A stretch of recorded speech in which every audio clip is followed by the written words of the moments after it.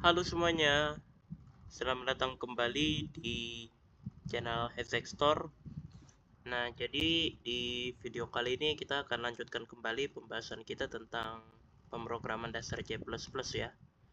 Nah, kemarin kan kita sudah membahas tentang salah satu tipe data yang spesifik yaitu enumerasi ya. Nah, sekarang kita akan bahas tipe data spesifik yang kedua yaitu tentang kelas ya. Nah, sebenarnya kelas ini itu berada di bawah naungan Object Oriented Programming yang seharusnya kita bahas nanti. Tapi ya is okay, kita bahas aja sekarang, tapi sekedar pengantar aja, pengenalan tentang tipe data kelas ya di sini ya kan. Jadi kita nggak mendalami sekarang, cuma perkenalan aja ya. Oke, seperti biasa ya, kita awali dengan include IOStream dulu ya, dan juga eh, seperti biasa ya kan, kita awali dengan include IOStream dan juga using name space std ya. Kita awali codingan kita seperti ini dulu ya, seperti biasa.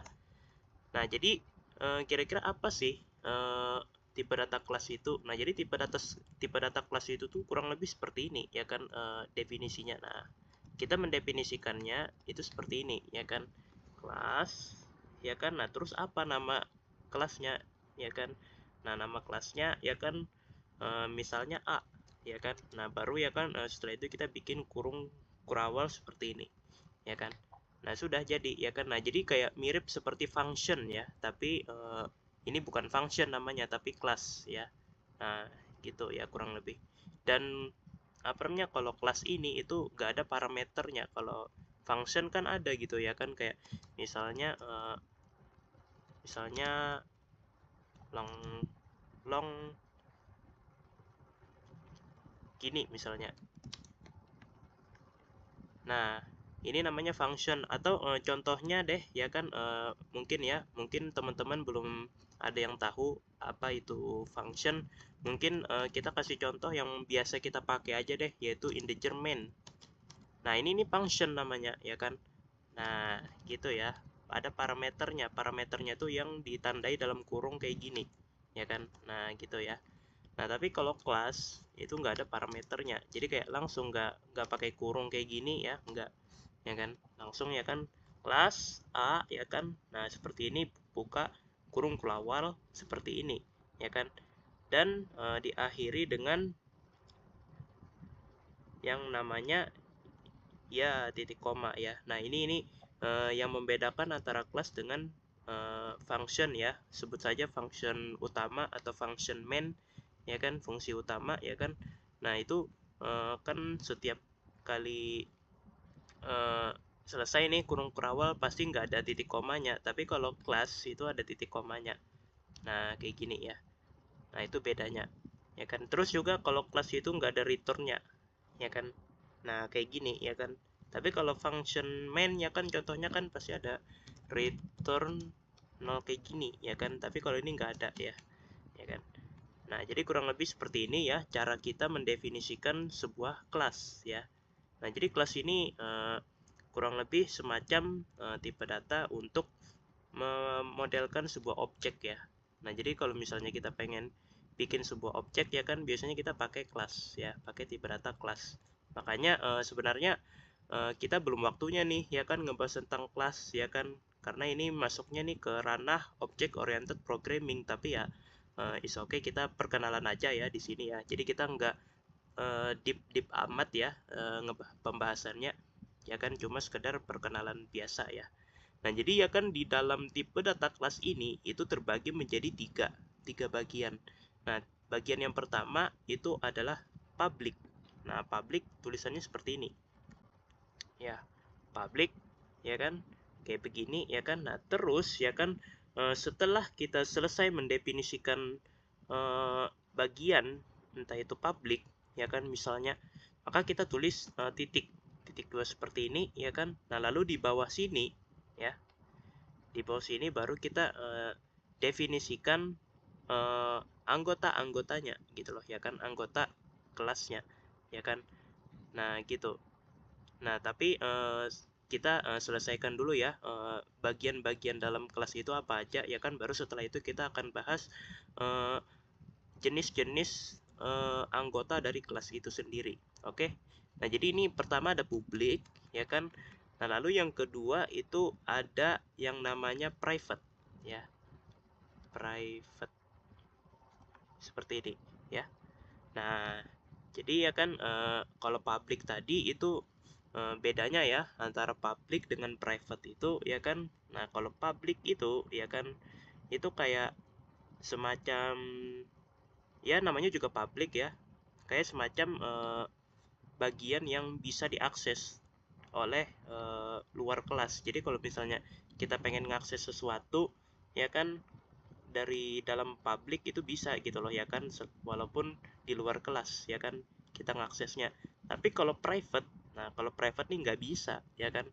Kalau private ini nih ya kita ngaksesnya ya mesti di dalam kelas ini juga dong ya kan, namanya juga private ya kan. Nah jadi private nih nggak bisa kita akses dari luar kelas tuh nggak bisa. Nah itu kalau private ya kan. Nah terus yang ketiga ada lagi nih terakhir ya kan, namanya itu adalah ini protect ya, protected. Nah seperti ini ya. Nah apalagi ini bedanya ya kan, bedanya ya kan. Nah bedanya ya kan antara protected dengan private ya itu adalah sama-sama nggak bisa diakses di luar kelas ya. Nah kelihatannya sama kan, protected dengan yang namanya private itu kelihatannya sama kan, tapi bedanya apa? Nah bedanya adalah jika private ini nggak bisa diakses di subclass, maka protected ini bisa ya kan. Nah protected ini itu bisa kalau kita akses di subclass ya kan. Nah gitu. Tapi kalau misalnya private itu benar-benar kita tuh kalau pengen ngaksesnya tuh mesti dari dalam kelas itu sendiri, nggak bisa dari kita tuh ngaksesnya tuh dari sebut saja kelas turunan ya kan, atau subkelas ya tadi yang seperti yang udah aku sebutkan tadi ya kan, sebut saja kelas turunan. Nah itu nggak bisa ya kan. Nah terus ya kan mungkin dari teman-teman mungkin ada yang nanya ya, apa itu kelas turunan. Nah kelas turunan itu seperti ini ya kan, misal di sini kita sudah mendefinisikan sebuah kelas A nih ya kan. Nah terus ya kan di bawahnya kita mendefinisikan kelas baru ya kan, misalnya kelas B. Nah terus ya kan kita nggak langsung buka kurung kurawal ya kan, tapi kita titik 2 ya kan, lalu setelah itu kita tulis public, lalu kita tulis A seperti ini ya kan. Nah seperti ini. Nah kelas B ini ya artinya apa? Artinya kelas B ini itu merupakan kelas turunan dari kelas si A. Nah maka ya kan di dalam kelas B ini kita bisa mengakses anggota dari protected ini ya kan. Nah gitu ya kan. Nah jadi biar lebih jelas kita kasih tahu ya kan, kita kasih tahu di sini ya kalau protected ini bisa diakses di sini ya, di kelas turunan ini ya kan.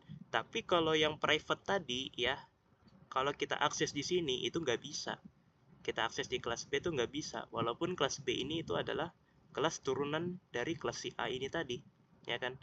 Nah gitu ya bedanya ya.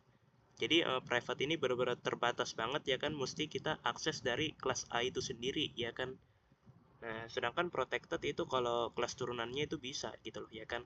Nah kalau yang public itu lebih luas lagi ya kan. Kalau yang public itu nggak cuma dari kelas turunan doang ya kan, kita bisa ngaksesnya, tapi di luar dari kelas B ini pun juga bisa kita ngaksesnya. Nah gitu ya bedanya ya kan.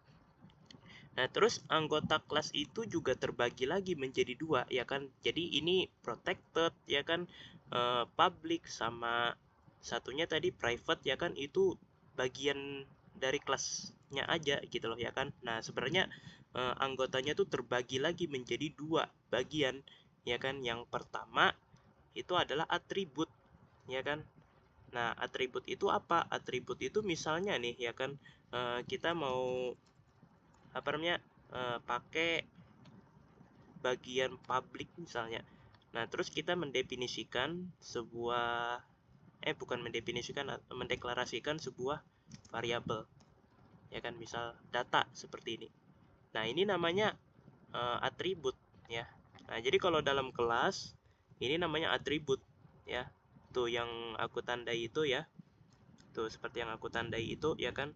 Nah, ini namanya atribut ya kan. Jadi kayak apa ya?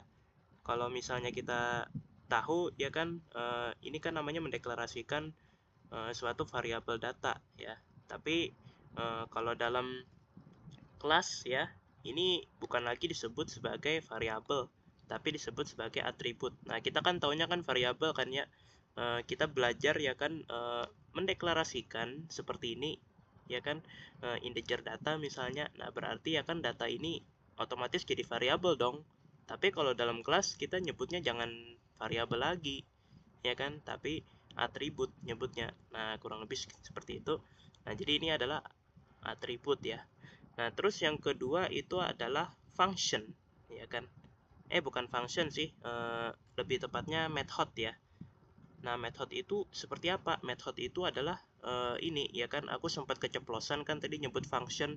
Nah, jadi kira-kira kalian bisa nebak gak, ya kan, method itu apa? Nah, bener, buat kalian yang menebak method itu adalah function, bener ya. Nah, contohnya nih, ya kan? Contoh nih ya kan, misal kita pengen pakai function void ini ya, misalnya void cetak seperti ini ya misalnya. Nah, ini namanya method ya. Nah, jadi ini adalah method ya kan namanya ya kan. Nah, jadi ini namanya bukan atribut ya, tapi method. Jadi method ini nih semacam function gitu ya kan, yang kita definisikan atau ya kita deklarasikan di dalam bagian 3 bagian yang sudah kita bahas sebelumnya tadi, public ya kan, protected ya kan, sama private ya kan. Nah, gitu-gitu ya kan. Nah, misalnya ya kan, di sini ya kan, kita mendeklarasikan function cetak ya misalnya ya kan. Nah, terus ya kan, kita pengen di dalam function ini misalnya ada operasi misalnya, misal ya, ini misalnya aja ya, jangan dicoba-coba ya, ini kayak misalnya aja gitu loh. Ini error ya kan, nggak ngerti nih programnya ya kan, ini tes ini nih apa-apaan gitu ya kan, tapi ini cuma kasih contoh aja. Nah, misal ya kan, di sini aku taruh operator seperti ini misalnya. Nah, jadi deh ya kan namanya nih method cetak ya kan. Nah, kurang lebih seperti itu. Oke, jadi kita nggak perlu mendalami ya kan, karena kita belum mengerti apa itu function ya kan. Nah, jadi function itu ya kan, sederhananya ya kayak gini ya kan bentuknya ya kan. Nah, terkait function nanti kita akan bahas di video yang terpisah ya, jadi belum waktunya lagi ya kan kita nggak bahas tentang function ya kan, melainkan ya kita terpaksa ya kan mendefinisikan function di sini untuk memberi penjelasan dan juga contoh ya kan. Nah, jadi gitu. Jadi ya intinya ya, method itu adalah function yang kita definisikan, yang kita deklarasikan di dalam public atau private ya kan. Nah, gitu-gitu ya. Nah, jadi itu dia dua jenis ya, dua jenis anggota dari kelas ya, dari kelas yang sudah kita definisikan tadi. Nah, terus terkait bagaimana cara kita itu bikin sebuah objek.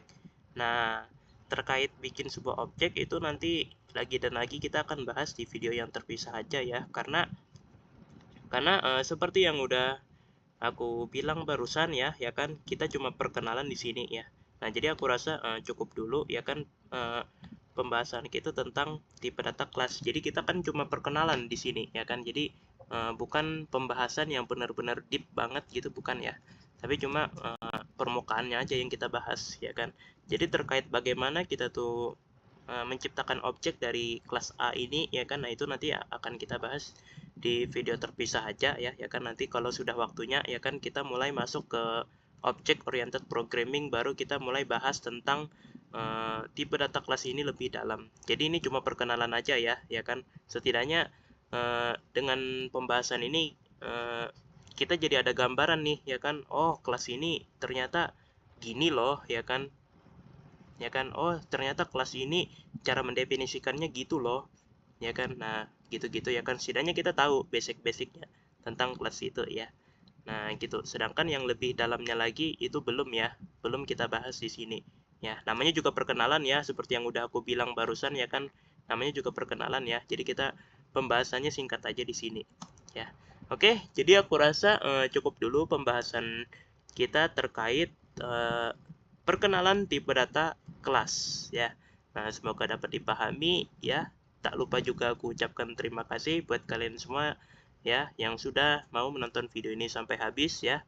Dan yap, sampai jumpa lagi di video-video berikutnya. Dadah.